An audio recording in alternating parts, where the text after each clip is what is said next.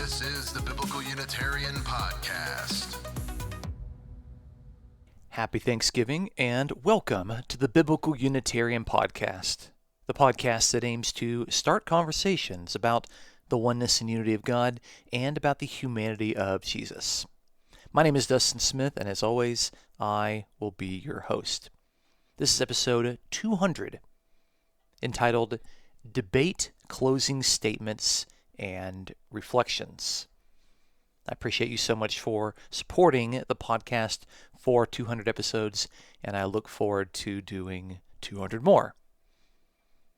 In this week's episode, we will listen to the closing statements from my recent debate with Kelly Powers on the topic of whether the Old Testament teaches Unitarianism, which of course is the doctrine that states that the only true God is one person, namely the Father alone. I start by offering my 5-minute closing statement, where I assess the strengths of what I have said. I point out the parts of my argument that Kelly Powers didn't have an answer to, and I appeal to the listeners to, as objectively as they can, look at the evidence and the facts that have been presented and to make their mind up based on those points. After I offer my 5-minute closing statement, then Mr. Powers comes in and gives his 5-minute closing statement, which turns out to be a little bit more than 5 minutes, but you'll see how that goes. Now, after hearing these closing remarks, I will actually bring on Brandon Duke to offer his post-debate reflections. This is the first interview that I've done on the podcast, and I hope that it turns out well.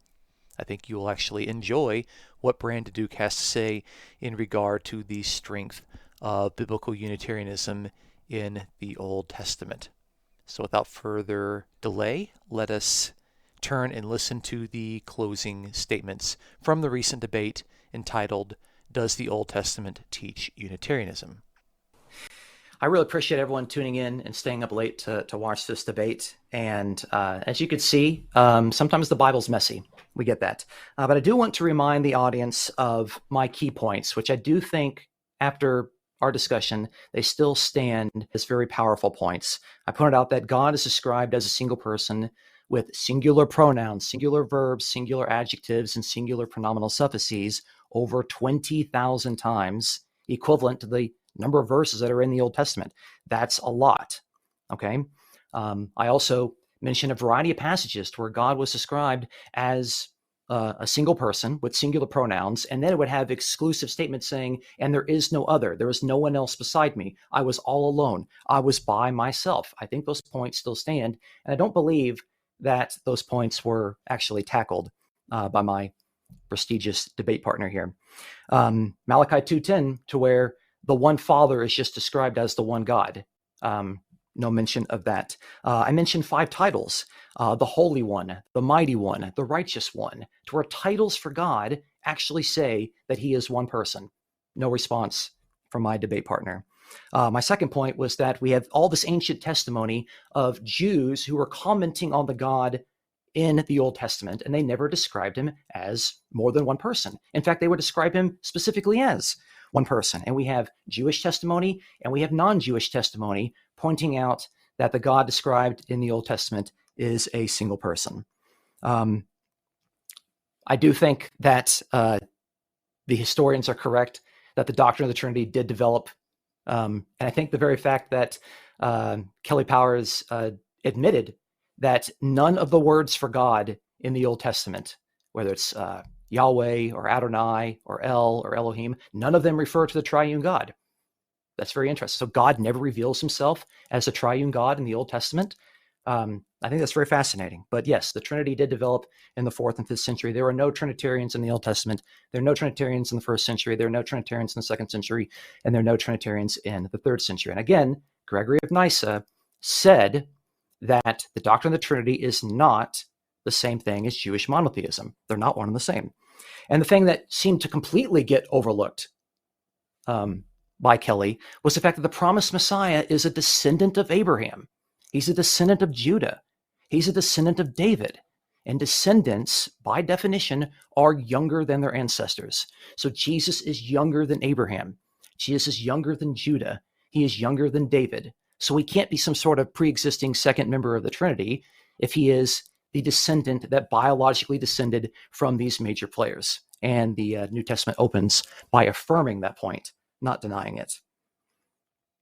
And I really consider these points extremely important, because I do think that the abundance of evidence, all the different times that God is described with singular pronouns, I, me, he, him, myself, yourself, himself, over and over and over, God is telling us through the inspiration of the Hebrew Bible, through the Old Testament, which, by the way, is 77% of our Bible, that he is one person. I don't know how many other times he has to say it in order to make that particular point. And I hope that the audience here is able to perhaps take a step back from the perspective that they grew up with, perhaps take a step back from the church that they're attending, and just look at the facts, okay? I've tried to point out what experts are saying. I've tried to point to the grammar. The grammar was dismissed quite frequently, unfortunately. And we can't do that because words have meaning. And where do we get those meanings? Well, we get them from the grammarians. We get them from the lexicons. We get them from the Hebrew grammars. And you can't just dismiss those to fit your doctrine. You can't do that. That's not very persuasive, in my opinion. I think the languages are very important. We have to take them seriously. We have to define them. And echad is a cardinal number. If you're counting to 10, you start with echad. Okay, it means one. It doesn't mean two or three. Okay, is also the Greek cardinal number used in Deuteronomy 6:4. The Lord is one, medically masculine. So I thank everybody for watching this, for staying up late and participating in this debate. I appreciate the others that have been involved in putting this together, but I politely encourage the listener to consider the weight of the evidence. Consider the passages, consider the definitions, consider the grammar, and make a decision for yourself. Thanks so much. All right. Thank you so much, Dustin, for that closing remarks. All right, Kelly, you're up for your 5-minute closing. First off, I want to say thank you, Dustin, for taking the time to be here. Dustin said earlier I might put him to sleep because he's a little bit down out there on the East Coast. So maybe there was something I shared that might have kept him awake a little bit longer. Let me be clear and blunt about this. With all the things that he shared, I'm not dismissing. But the point is, what does the scriptures teach in their exegetical context? I pointed out different words and what they meant in their Hebrew. I went to references to point out that God has been revealed as more than one in certain places. One what? God is always one in regards to how he's been revealed. But he's also been revealed in different places. Again, forget the royal we, don't buy into that. Genesis 1:26 shows both how God has been revealed as a singular and as a unity together. Genesis 19:24, you cannot dismiss this. The Lord rained fire and brimstone from the Lord out of heaven. And I didn't even have to do my own Kelly, I want to read into the verses attitude. You go to Amos chapter 4. You be a Berean at the Berean perspective. You be a Berean. Go to Amos chapter 4. Read verses 10 and 11. Go to Isaiah 13:19. Go to Jeremiah 50:40. You tell me what's the context. What's the context?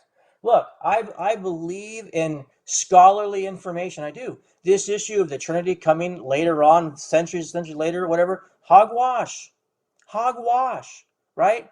When you read the New Testament, we weren't in the New Testament type, but in the scriptures, over and over and over, Jesus is called God throughout the Gospel of John. The Holy Spirit is called God throughout certain scriptures in the book of Acts, the Hebrews, and other places. John chapter 14 and on talks about him being another of the same nature. So these are all before these centuries later hogwash stuff. Okay? And then we have church fathers pointing to the deity of Jesus Christ. So all this smokescreen stuff that the Trinity came, all this so much later, bunk. Just a bunch of bunk, okay? But tonight, the discussion is, or the debate, but it was very respectful. Very respectful. I don't think anybody had to throw popcorn at the TV. There's some people didn't like me. That's great. Don't like me. That's wonderful. But do the scriptures teach that God has been revealed more than one person as in the Old Testament? The answer is clearly yes. The angel of the Lord is called Yahweh throughout the Old Testament. Genesis 17, Genesis 18, throughout the different places. Genesis 16 with Hagar. The angel of the Lord appears to Moses in Exodus chapter 3, and he's revealed as being called Yahweh. In Zechariah 1, 2, and 3, the angel of the Lord, who in that context is also called Yahweh, not just a normal angel representing, but called Yahweh, speaks up to the heavenly realm, and the Lord of hosts talks back to him. You've got at least two being called Yahweh in that proper context. When I shared earlier, Isaiah 48, speaker who is speaking here is identified as the first and last, the one who stretched out the heavens. And the speaker is still speaking in verse 16. It says, come near to me and listen to this. From the first I have not spoken in secret. From the time it took place, I was there. That's not the prophet Isaiah. That can't be Isaiah. Look, he's the one claiming, I was always there, the eternal one. Just back to verse 12 and 13. The first and the last, the eternal one. So in context, this speaker is the Lord.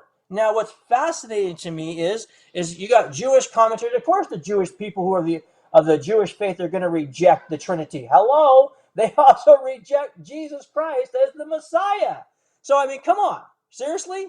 That's your evidence? If that's your case, we might as well throw out the whole New Testament too, because they reject Jesus. Where in the Old Testament do the Jewish people say, yay, I believe in Jesus? It's not there. That came through the revelation of Jesus Christ being the eternal Logos, the Son of God that came. This is what John wrote. John referenced that in 1 John 4, 9 through 14. This references, I believe, a direct reference here to Isaiah 48, the one that was sent by the Father and the Spirit, which goes with what Paul said in Galatians 4, 4 through 6. These things date back to what was spoken of prophetically.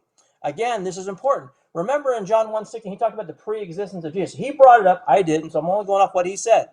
John 1:16, John the Baptist said, he existed before me. He has a higher rank than I. Hello, let's talk about birth, shall we? So this issue of genealogy, of course Jesus has the genealogy coming through the lineage, shows that he was the Jewish Messiah.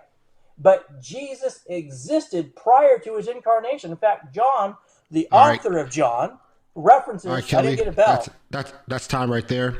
Yeah, that's my fault. I forgot to hit that Can 1 minute bell, man. 10 seconds? 10 Yeah, seconds. I guess I'll give you 10 seconds for me John missing that 1 minute. That bell. References Jesus back to Isaiah 6 and calls Jesus Yahweh. So Jesus did pre-exist before his incarnation. Thank you. All right. Well, you just finished listening to the 5-minute closing statements. And today I actually have a special surprise. I have a guest with me for the first time in 4 years on the Biblical Unitarian podcast to talk about his impressions of the debate. And I got a few questions for him, and you may know him already. His name is Brandon Duke. He is a pretty popular person in the Biblical Unitarian circles, at least here in the United States. So, Brandon, welcome to the Biblical Unitarian podcast. Well, thank you very much. I'm deeply honored to be your first guest. I'm a huge fan of the podcast. I've been following it since the beginning, and I'm very happy to be here to talk about the debate. And not that I just want to take a victory lap, but I do want to make sure and give you a high five. I thought it went very, very well, and I'm excited to be here to talk about it. Oh, you're very kind. I appreciate you saying that, and I'll be sure to give you the $20 bill I promised you for making all the nice comments to me. And but I did have some questions for you, and I thought that it would be good to kind of hear some of your impressions, specific impressions on the debate. And I want you to feel comfortable saying whatever you think, even if you feel like there were some points to where I wasn't as strong in my argumentation as I probably could have been. Of course, hindsight is 2020. But I want to give you free reins to say whatever you like. So my first question to you is that I wanted to hear about your immediate impressions of the debate after you watched it for the first time? Because I do think that you watched it live when it took place, but what were you thinking immediately after the debate? Well, other than being glad that I most of the time closed my eyes to the chat, which tends to get rough and tumble. Although there's a pretty good, actually, a representation of Unitarians. I appreciated that. My first reaction is that I loved your opening case. I thought all 4 points were strong, especially the first three. It seemed obvious to me that you had prepared well, and he hadn't. And I think that difference in methodologies is revealing. It shows who's really serious about the topic. I thought Powers was not really prepared to respond to your arguments 2 and 3 at all. Like to describe the historical development of the Trinity and be able to counter the Unitarian narrative on that. Our case that it's a late development, and the scholarly case that it's a late development. I didn't think he was prepared for that at all. And then to respond to the question, was Moses a Trinitarian? That this question of what was Jewish monotheism like? I don't think he really was able to respond to that all either. And of course, the most of the debate for me revolved around your point one about the singularity, the singular personal pronouns and verbs and adjectives, and what was the last one? Something suffixes. Yeah, they're pronominal suffixes. So the way they work in Hebrew and in Aramaic is that if you were to say, like, the pen of Dustin, if you were to say his pen, you would use the word pen, and then you have a little marker at the end of the noun. It'll be the pen of him, or the pen of you, or the pen of me. And so those are called pronominal suffixes, a singular, a prenominal suffix. And so they're found at the end of the nouns, and they have to be counted because they're part of the singular references. Sure, that makes total sense. Well, that was new terminology for me. My Hebrew grammar is not that good, obviously. So, but the total weight, I think, of that, he was trying to counter with a few sort of cherry-picked proof texts to show that basically those don't matter, that we can pull from these others, and we can talk a little bit more about that in detail later. But I just thought that was a weak approach, although it's a typical approach that I see out among Trinitarian apologists. So I remember at one point he said, there is no verse that states unequivocally that God is one person. And I remember thinking, Dr. Smith just gave you 20,000 plus verses that state unequivocally that God is one person. So what part of this argument aren't you getting? So no, I was really pleased. I was sort of happy for you, because I thought you represented your case well. It is obviously you prepared well, and I was happy for the movement. We need more debates that put our case out in front of the public and in a way that is respectful and has tight arguments. So I was sort of proud, maybe is the wrong word, because I'm just a happy onlooker, but I was pleased with it. I thought it went really well, and we can talk about if there's some things that in retrospect you might do differently. But I would say I'd give it a 9 or a 10 out of 10. I thought you did really well. Well, it's very kind of you. I appreciate that. And again, I'm sure there's another 20 in that somewhere there for me. I will fully acknowledge I am not an independent third party that's going to be an uncritical bystander. I've got a lot invested in this. So, when we see somebody make the case well, I think as Unitarians, we need to come alongside them. We need to cheer them. And, I would imagine you got plenty of heat after the debate too. So it's where it's important for us as Unitarians to close ranks around people that have the courage to enter the arena. And hopefully that's happened. And if it hasn't happened, people reach out to Dustin and make sure and show him your support. You mentioned this a little bit already, but my next question to you deals with the strongest points that you felt were in the debate from either side. You've touched on a little bit there, but maybe if you could elaborate a little bit more on the things that you thought should be perhaps main points of any sort of debate on this topic going forward. What do you think? Absolutely. like I was saying, I think your points one through three especially are devastating for a Protestant opponent, right? They have to deny obvious truths from history about the unitary monotheism of the Jews of Israel. They have to deny the history from the time of the apostles through the 400s AD. They have to ignore church councils. And then they have to ignore the plain meaning of tens of thousands of verses to try to counter those. And their defense in all of those cases, even I don't want to be too uncharitable, but even fairly competent defenders of the Trinity, I find that a pattern where they ignore the weight of a bulk of evidence, and instead try to counter it with some specific outlier. So some outlier proof text, or some quote from a church father, or some friendly Trinitarian historian, and ignore this other pile over here.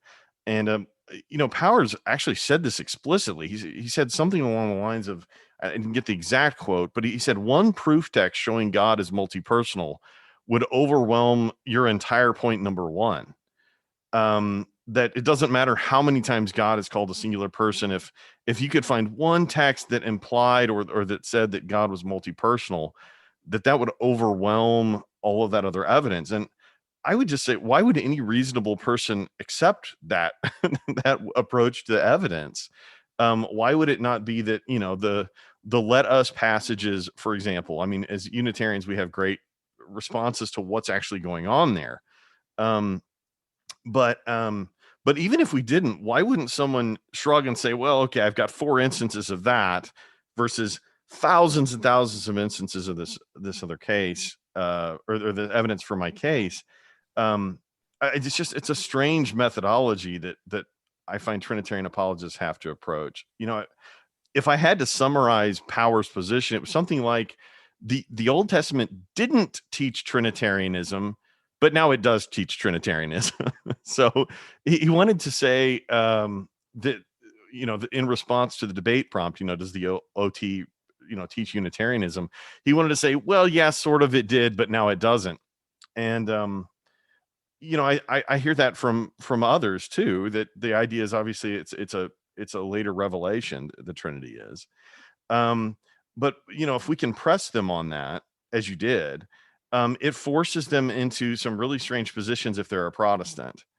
And that kind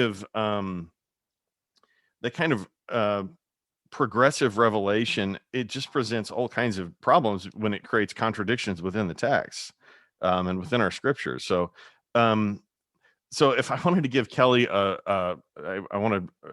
Powers, if I wanted to give him credit for something to the debate during the debate, I would just say that he was practiced with his proof texts regarding angelic messengers that appear to be Yahweh, but they're representing Yahweh.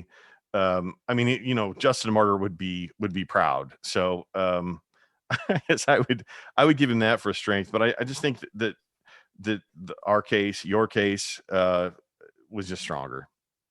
Did you hear any particular arguments from Mr. Powers who tried to suggest that the God of the Old Testament is a plurality? Did you hear any of those particular arguments that maybe you've never heard of before, or that you really feel like need a definitive response from the biblical Unitarian camp? Yeah, actually, they were familiar. And based on your prepared responses to them, I guess they were familiar to you too. It's obvious that you had prepared briefs on many of them, right? So he had a few proof texts to try to show a situation where God is referred to with plural pronouns, or in the plural, and they're weak. Starting with the Genesis 1:26. He loved leaning on the angel examples to try to create some kind of multi-personality within Yahweh, where you've got Yahweh talking to Yahweh or something, which is standard fare. He also sort of made the move that the New Testament says so who cares about history? I think all of those are things that as Unitarians we need to be prepared to respond to. One thing that I would maybe add to this is, he made the typical pushback that the Shema is describing sort of a compound unity, that that Ihad means one, but it could be one group or one being that's multi-personal or something like that. Which is interesting, considering that verse 2 explicitly does call God a he. It's his commands that Moses is passing along, which then, his Yahweh's commands that are then identified with the one God in verse 4. So maybe that's something that Unitarians need to be prepared to push back on hard, is to say, well, regardless of how you want to say it's one something else, the text itself forces what kind of one thing, one person that it is.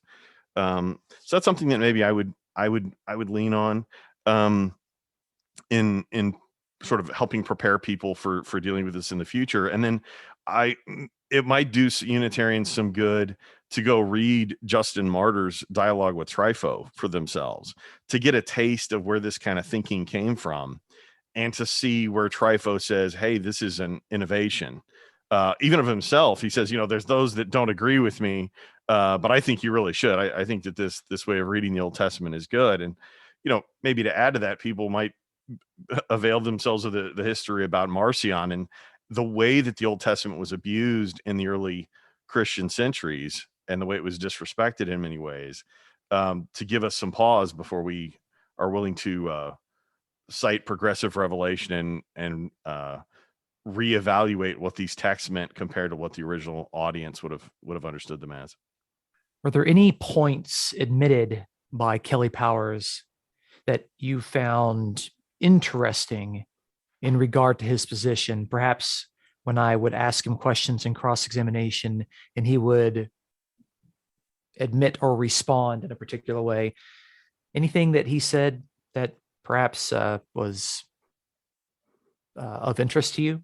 Yeah, I thought it was interesting that his response to your historical point about the development of the Trinity was not to reference a source, but rather it was to just say, this is total bunk. He used the word bunk 3 or 4 times to respond. And that kind of hand waving just is not, it shouldn't persuade anyone. It should be a red flag that he's really not prepared to respond to the argument. He also seemed to admit that you had to read the Old Testament through the New Testament, like as a filter, in order to find the multi-personality in it. In fact, he basically explicitly said that in his opening, which to me is quite the admission. If you're going to say that basically no one could have or did understand the Old Testament in the way that you now do, now you have this really big problem with a deceitful God and you look at what are the 2 potential explanations of this. One is every author and the audience of the Old Testament was clueless about what they were writing and what they were reading, or you have a duplicitous God who's deceiving people or allowing people to misunderstand him as being a singular person, and then later on going, actually there's more than one of me somehow. I think that's quite an astonishing thing to admit, and I think a lot of evangelicals will do that, but I think it's an amazing admission, particularly in the course of a debate where he's supposed to be defending the Old Testament in and of itself. To me it gives the debate away. And I guess the last thing that I just found shocking is for him to say that I only need one multi-personal reference to prove my case, in response to these thousands and thousands of texts where God's identified as a singular person with singular pronouns, etc. That is an amazing kind of, I don't know, like, you want to talk about eisegesis. I can't think of a better way to do eisegesis than to start with your objective in mind and to comb through thousands of verses that are against you to find the one that you can say, aha, here we are. So yeah, I understand where he's coming from, but I think people should listen carefully that he was willing to admit those things and think about what the implications there'd be of that. My final question to you is less of a question in regard to this particular debate, but on kind of the future outlook. Do you think that debates actually accomplish anything worthwhile in the exchange of ideas? Or is it just that those people who watch the debates really already have their minds made up and no one is really swayed one way or another? What are your thoughts on that? Yeah. I mean, we all know people that'll listen to a debate and they come out, at least apparently, right where they started. And maybe there are those kind of people out there that they're really either not listening or that they're so closed off to examining the evidence that that the debate doesn't have any impact. But I've got to say, in my experience, I just find that everyone is listening to everything, and whether we want to admit it or not, when we get a new piece of evidence, it goes in the calculus. Just talk to Christians who are doubting their faith. That they become agnostic. Usually, it's not because they want to. They found evidence that way, and it happens the other way too. People that come to Christianity and they're like, "Look, I didn't start out this way. The evidence just started whacking me upside the head." So, look, to answer directly, I find debates incredibly valuable, especially those where the participants have prepared carefully, where they present really good arguments, and where they're in a they're in a mode of like seeking further dialogue, of seeking to understand. I really appreciated your opening where you said that you're a truth seeker and that you're seeking to examine his arguments, your interlocutor's arguments, and are open to them. I think that's really important, that we both are clear that that's what we're doing and that we also, do it. As opposed to just an attitude of success where we're trying to sort of win a debate. Because, you can win a debate using rhetoric, you can win a debate using logical fallacies. There's all kinds of ways that you can sway people that are not, epistemically righteous. They're underhanded, and they're the wrong way to go about it. So I think if we can approach debates in the way that you did, and there's always going to be some audience out there that's our audience member that's listening and thinking about it. And for many of us in the Unitarian movement, we can all attest to that. I know many Unitarians that started out, for example, seeking to debunk the work of Dr. Dale Tuggy, and they end up becoming Unitarians in the process. So yeah, I think it's a valuable thing. I hope that we can do more of it. I hope that Unitarians will support Unitarian debaters when they see them, both during, before, during, and after the debates, because it's this enormous investment of time up front. It requires courage and skill during, and then afterwards, the kinds of discussions like we're having today all happen. And there can be a tendency for a guy like me to with hindsight, really find a lot to criticize with either side. And we just have to remember how hard it is. And, there's truth that comes out in these things. And, I went through before our discussion here, and I just flowed the debate in a flow chart. And it was astonishing to see how little response Mr. Powers made to each of your arguments. And I applaud you. When I looked through, I couldn't find any of his arguments that you didn't make a response to of at least some sort.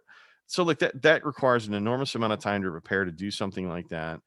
And not everyone's going to be nerdy like me and flowchart. They're going to come away with those initial impressions. So whatever those are, it helps to extend some charity, frankly, to both debaters, but especially those that are arguing for our position, where we believe these are truths that are really important, and we want the world to hear them. So I would say, yeah, I think it's valuable, and thank you for being willing to step out and do that. Look, one quick side note that you may not even include in this recording is when I was first becoming a Unitarian, one of the most helpful debates to me was your debate with David Barron about the preexistence of Jesus. And it really helped me in exposing me to the arguments on both sides. It was new material for me. And so to have, both sides of the argument laid out in a fairly clear way, it was basically a huge list of footnotes where I could then go follow up and and do my own research. And it was very influential and very helpful to me. So, this stuff lives for a long time on the internet, and who knows out there who may benefit from it someday. So yeah, good thing that that there are people that are willing to get out there and do it. Well, it's encouraging. I always wonder about what the next debate's going to be, if there's going to be another debate. Does anyone even listen to these debates? Is it even worth it? So it's good to hear your perspective on that, especially someone that's been listening to these for quite a while. And I'm happy to hear that you've personally benefited from listening to not just a side that you're currently persuaded with, but also with other perspectives as well. I think that should be the point of the debate, is listening to two people coming together who have well researched their topics and hearing what they have to say and seeing which arguments hold water and which ones are not as strong as they might initially appear to be. So, Brandon Duke, I appreciate you coming on and being our guest. Absolutely. I would say thus far you have been the best guest I've had on the show ever. I'll take that trophy and be ready to pass it along to whoever comes along next. Really, it's been an honor. It's my pleasure, and thank you for having me. Yeah, I appreciate it. Thanks. Thank you so much for listening to this week's episode of the Biblical Unitarian Podcast. What do you think of the closing statements? Do they reflect the reality of the debate and the arguments presented therein? Be sure to let me know in the comments, especially if you are listening on YouTube. And I look forward to interacting with my listeners. Please join us next week as we talk about the importance of pursuing truth, speaking carefully, sharp thinking, and accurately defining our terms, as we talk with others about the one true God and his human Son, Jesus Christ. And we've got some very exciting content coming up for the podcast, including a series on the literary motif of misunderstanding Jesus within the Gospel of John, where Jesus says something that is meant figuratively, but he is incorrectly interpreted literally by his dialogue partners. This is a common literary motif in the Gospel of John, and it happens in many of the chapters within the Gospel, and we'll take some time in an ongoing series to look at these and what they have to say about the Jesus that the Gospel of John is trying to present to his readers. So please look forward to it. If you enjoy the podcast, please consider supporting us as we promote the sound truths about the oneness and unity of God and about the humanity of Jesus. If you'd like to offer a tip or donation, you may check out the episode's description for a link to PayPal. The Biblical Unitarian Podcast is produced by Dustin Williams. I am Dustin Smith, your host. Until next time, please take care.